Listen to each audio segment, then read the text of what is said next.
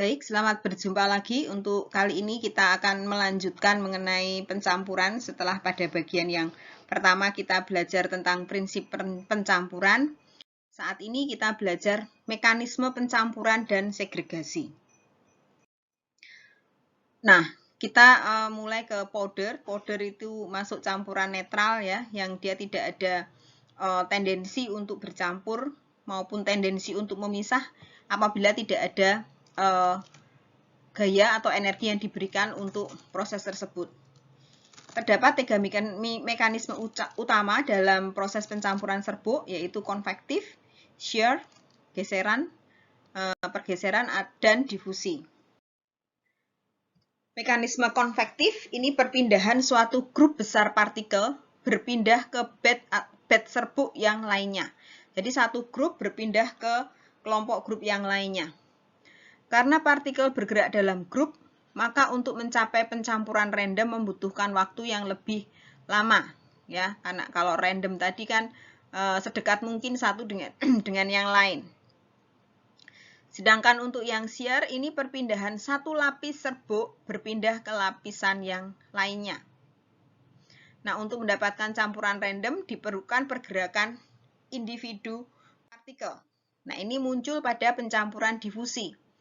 Jika serbuk dipaksa berpindah, maka volume akan meningkat.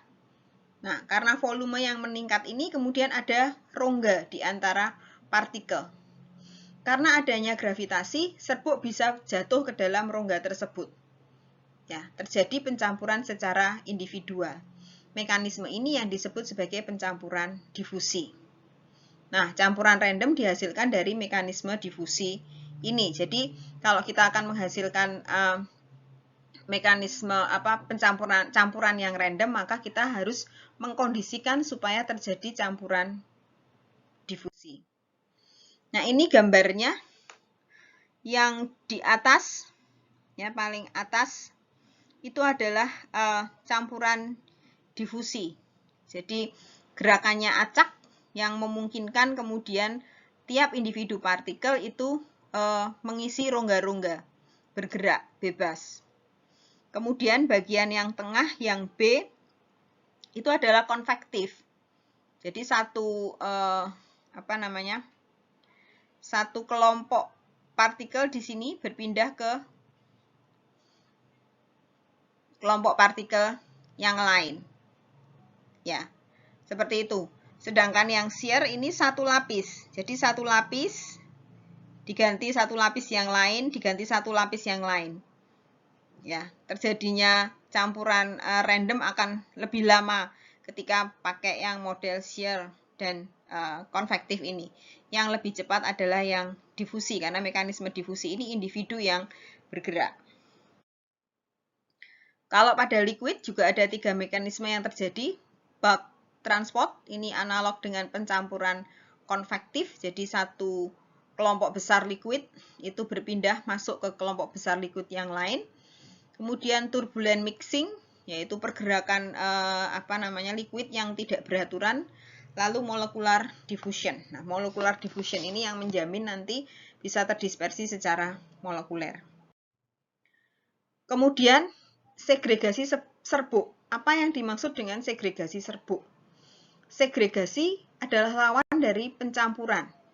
Nah, pada segregasi ini serbuk cenderung memisah. Jadi kalau pada campuran itu serbuk cenderung homogen, bercampur, kalau segregasi serbuk cenderung memisah. Sangat penting diperhatikan karena campuran random bisa kembali menjadi non-random lagi, atau campuran random tidak mungkin tercapai. Jadi kalau misalnya tadi ada 2 serbuk ya memisah, kita campur menjadi campuran random, sudah campuran random yang dengan proporsi yang sama. Kemudian kita aduk lagi, kemungkinan terjadi adalah segregasi, karena pergerakan partikel dari yang sudah campur ini dia akan memisah lagi, ya. Segregasi menyebabkan naiknya variasi kandungan obat yang menyebabkan gagalnya uji keseragaman kandungan. Segregasi bisa terjadi karena serbuk tidak mempunyai ukuran yang sama dengan bentuk yang sferis. Ya, tapi ukuran, bentuk, dan densitas berbeda. Jadi pada intinya ya, dalam proses pencampuran dan segregasi, ini yang penting adalah kalau lihat dari ini faktornya yang mempengaruhi ini ya. Yang penting adalah sebenarnya juga sifat alir dari serbuk. Karena ketika bercampur ini, serbuk ini kan bergerak. Ya. Nah, kalau bergerak ini tergantung sifat alirnya. Nanti kalau sifat alir serbuk satu dengan serbuk yang lain berbeda, nanti pergerakannya juga berbeda. Untuk mencapai random juga akan susah ya. Seperti itu. Ada kemungkinan malah campuran random tidak tercapai seperti yang tadi disampaikan. Pengaruh ukuran partikel. Perbedaan ukuran partikel menjadi penyebab utama segregasi. Serbuk dengan ukuran partikel kecil cenderung jatuh ke celah yang terbentuk antar partikel besar dan akan mengumpul di bawah. Mekanisme ini disebut segregasi perkolasi. Nah, kalau tadi dalam proses pencampuran, ya, serbuk ini dicampur menimbulkan rongga lalu jatuh, itu disebut mekanisme difusi. Nah, kalau dalam konteks segregasi disebut segregasi perkolasi. Celah yang terbentuk antar partikel besar. Perkolasi bisa terjadi saat ada vibrasi atau getaran atau pengaduan atau pada saat penuangan. Nah, kemarin kalau sifat alirnya itu kurang baik sehingga perlu ada vibrasi. Nah, yang perlu diperhatikan ada kemungkinan ketika diberi vibrasi ini serbuk yang tadinya sudah homogen ya, itu akan terjadi segregasi. Ya, itu juga perlu dipertimbangkan ketika kita ingin memperbaiki sifat alir dengan penambahan vibrasi. Partikel dengan ukuran yang besar akan memiliki energi kinetik yang besar, sehingga akan berpindah lebih jauh dibandingkan yang ukurannya kecil. Ya, energi kinetiknya besar.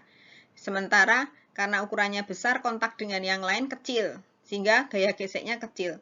Sehingga dia sifat alirnya lebih bagus. Dia bisa berpindah lebih jauh dibanding yang ukurannya kecil. Nah, kalau segregasi yang terjadi karena perbedaan ukuran ini, mekanisme ini disebut sebagai segregasi trajektori. Ya. Kemudian, selama pencampuran, partikel yang sangat kecil, yang seperti debu begitu, kadang-kadang kan kayak kalau bahasa Jawanya mabul gitu ya, berrebus gitu, ada kayak debu yang berhamburan, tertiup ke atas oleh adanya udara turbulen dan tersuspensi di udara selama proses pencampuran berlangsung. Setelah proses selesai, maka debu ini akan turun lagi, melapisi di permukaan partikel. Mekanisme ini disebut segregasi elustriasi atau dusting out. Jadi ada beberapa macam model segregasi di situ, perkolasi, trajektori, elustriasi, atau dusting out. Kemudian pengaruh densitas. Densitas itu berat jenis, massa jenis. Partikel dengan densitas yang lebih besar akan cenderung turun ke bawah. Jadi gaya tariknya ini akan lebih besar, ya, kan massa. Karena massanya lebih besar, ya. Ini pengaruh densitas. Jadi kalau massanya lebih besar, maka tarikan gravitasinya juga akan lebih besar. Jika ukuran sama, tapi densitas berbeda, maka akan terjadi segregasi trajektori, terutama pada partikel kecil dan densitas tinggi. Jadi kalau dalam proses pencampuran, ya, partikel yang densitasnya rendah itu ditaruh lebih dahulu. Ya, kalau itu di mortir stamper, kemudian yang densitasnya lebih tinggi ditaruh di atasnya. Maka ketika kita mencampur akan lebih mudah karena yang densitasnya besar ini akan cenderung untuk turun ke bawah, mempermudah proses pencampuran. Kemudian pengaruh bentuk partikel. Bentuk yang sferis akan mempunyai sifat alir yang baik, sehingga paling mudah dicampur. Nah, karena ada hubungannya dengan sifat alir, karena ini pencampuran ini berhubungan dengan pergerakan partikel. Tapi juga makin mudah terjadi segregasi. Bentuk partikel yang irregular yang tidak beraturan ini akan membentuk interlocking. Ya. Nah, kalau membentuk interlocking sebenarnya segregasinya malah berkurang ya, tapi untuk mencapai campuran random juga akan lama karena pergerakan yang konvektif bareng-bareng karena adanya interlocking. Bentuk non-spherics juga mempunyai luas area kontak yang lebih besar sehingga cenderung tidak terjadi segregasi sehubungan dengan efek kohesivitasnya. Kemudian ini pendekatan mengatasi segregasi. Caranya bagaimana? Dengan memilih ukuran partikel dengan range sempit. Ya, tadi kan kalau range ukuran partikelnya lebar, yang satu kecil, yang satu besar, maka yang satu akan bergerak lebih cepat dibanding yang lain. Nah, ini dibuat range-nya kecil. Milling atau pengecilan ukuran partikel menurunkan sampai ukuran 30 mikrometer, di mana pada ukuran tersebut segregasi bukan merupakan masalah serius, tetapi perlu dipikirkan timbulnya agregasi. Kalau ukurannya sangat kecil, 30 mikrometer, ya memang itu sifat alirnya juga nggak bagus. Jadi kalau segregasi ya susah terjadi. Tapi sekali lagi nanti nyampurnya juga agak susah gitu ya. Kemudian partikel satu dengan partikel yang lain justru akan terjadi agregasi karena ada kohesi satu dengan yang lain. Kristalisasi dikendalikan untuk mengendalikan bentuk dan ukuran partikel. Jadi pada saat proses pembuatan kristalnya itu dikendalikan. Jadi kalau kemarin pengeringan menggunakan spray dryer sehingga kita bisa mengendalikan ukurannya mau berapa, bentuknya sferis. Nah, itu salah satu cara untuk mengatasi segregasi. Memilih eksipien dengan densitas mirip dengan bahan aktif. Jadi, sebisa mungkin densitas dari bahan aktif dan densitas eksipien mirip ya, supaya tadi tidak terjadi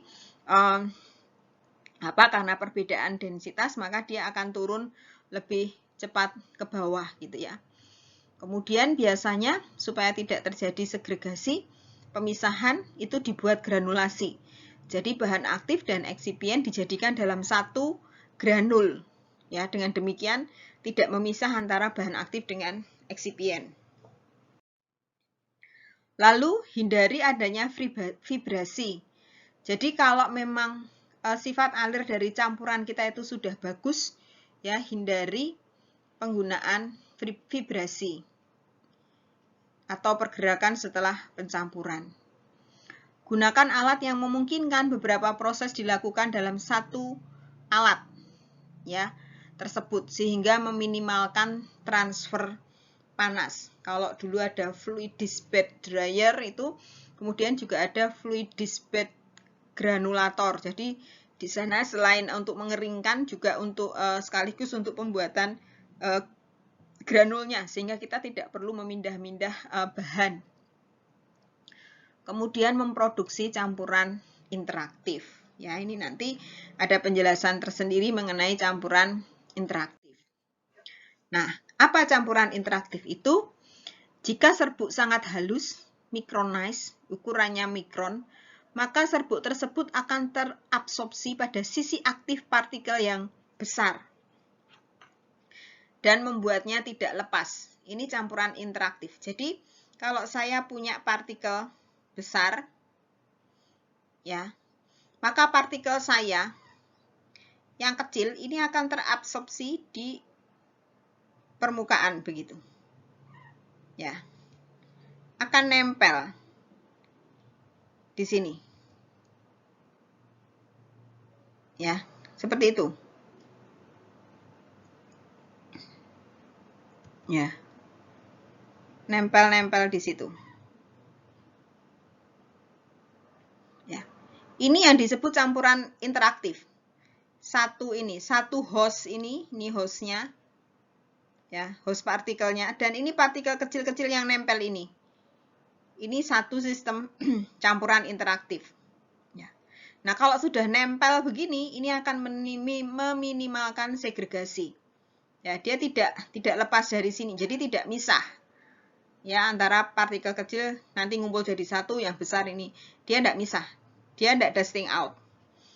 Jika partikel kariernya itu dipindahkan, otomatis serbuk Micronized-nya ini juga akan berpindah. Nah, sistem campuran interaktif ini ada pada dry syrup antibiotika. Jadi, antibiotika yang merupakan sirup kering itu sistemnya campurannya adalah interaktif. Nah, ini gambarannya gitu ya. Ini adalah apa namanya? Fine powdernya, powder yang ukurannya kecil, micronized, ini 50 sampai 100 mikron ya. Ini yang disebut sebagai apa namanya? Serbuk yang yang micronized. Ya. Step pertama itu diaglomerasi. Ini nempel-nempel, ini dipisahkan. Kemudian ditambah dengan powder yang lebih besar, coarse powder. Ini 0,1 sampai 1000 mikrometer. Ya, yang besar. Kemudian step yang kedua di sini, ikatan pada serbuk yang kecil ini pada serbuk yang besar ini. Seperti ini, diikatkan, dicampurkan, diabsorpsikan. Diabsorpsikan di situ. Ya. Kemudian step yang ketiga itu diredistribusikan ya, sehingga ini membentuk, kalau di sini masih ada yang 2 lapisan, ini masih ada 2 lapis di sini ya. 2 lapis, di sini ada yang kosong gitu. Ini didistribusi sehingga semuanya 1 lapis ya, melapisi serbuk yang lebih besar. Nah, apakah kemudian campuran interaktif ini tidak mungkin terjadi segregasi? Nah, ternyata ada ya segregasi yang terjadi pada campuran interaktif ya, tetap terjadi. Ya. Order unit segregation. Ini terjadi apabila ukuran partikel karier berbeda, luas area per unit massa berbeda, maka jumlah obat per unit massa akan berbeda. Jadi segregasinya karena ini ukuran ukuran kariernya yang berbeda. Ya. Ini segregasinya lebih karena itu. Kalau di sini tetap dilapisi sempurna begitu, tapi karena ini kemudian yang ini nih berpindah sendiri, ini berpindah sendiri, maka segregasinya lebih karena ukuran partikel host yang berbeda. Displacement segregation terjadi jika obat micronized berpindah host saat ditambah bahan lain ke dalam campuran, misalnya bahan pelicin. Jadi sudah melapisi di sini, sudah ada lapisan-lapisan di sini. Kemudian ketika kita tambahkan bahan pelicin, maka yang di sini ini berpindah ke sini. Ini displacement segregation. Lalu saturation segregation terjadi jika karier partikel tidak mencukupi jumlahnya.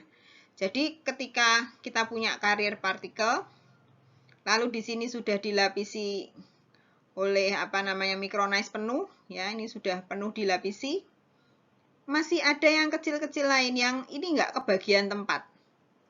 Nah ini saturation segregation, ya. Jadi memang untuk membuat campuran interaktif memang harus dikendalikan betul ukuran partikel kariernya, ya, dan dipertimbangkan betul bahwa nanti luas permukaan dari karier ini bisa mencukupi untuk semua serbuk micronized kita nempel di situ dan tidak bersisa gitu ya. Kalau bersisa berarti ada saturation segregation, ya. Pencampuran serbuk. Mixer harus menghasilkan mekanisme pencampuran yang tepat. Misalnya, pencampuran difusif cocok untuk obat-obat poten, gitu ya. Hessier cocok untuk memecah agregat pada kohesif material dan memastikan pencampuran pada level partikulat, ya. Jadi pencampuran yang difusif yang ini cocok untuk obat-obat yang obat-obat yang poten. Jadi nanti kalau kita mempunyai obat-obat yang poten, perhatikan mekanisme pencampurannya sebaiknya adalah mekanisme pencampuran obat yang mengakomodasi pencampuran difusif. Mixer harus kedap debu, mudah dibersihkan, ya. Produk dapat dipindahkan seluruhnya. Ini yang harus diperhatikan. Mixernya kalau bisa ya kedap debu, ya, debunya tidak kemana-mana dan mudah dibersihkan. Untuk pencampuran liquid dan suspensi. Liquid dengan viskositas rendah mudah dicampur. Solid partikel mudah disuspensikan, tapi juga mudah memisah. Ini di liquid yang viskositasnya rendah. Ya misalnya kayak lotion itu viskositasnya rendah, dicampur gampang tapi juga gampang memisah. Liquid dengan viskositas tinggi lebih sulit diaduk, tapi juga lebih lama mengendap. Kemudian untuk semi-solid. Dibandingkan solid dan liquid, semi-solid lebih sulit untuk mengalir. Ya, sehingga lebih mudah terjadi dead spot. Jadi ini hati-hati kalau terjadi dead spot. Ya, untuk mengatasi dead spot biasanya jarak dinding dengan alat pengaduk harus sempit. Ya, sempit sehingga tidak ada dead spot di sana. Nah, ini ada beberapa link yang bisa dilihat nanti dan dipelajari untuk beberapa model planetary mixer, tumbling mixer, Vicon dan Heiser mixer di sini ya. Kemudian nanti silakan kalian merangkum untuk mempelajari lebih khusus mengenai mixer-mixer ini. Nah, dengan demikian kuliah untuk pencampuran ini sudah selesai. Terima kasih.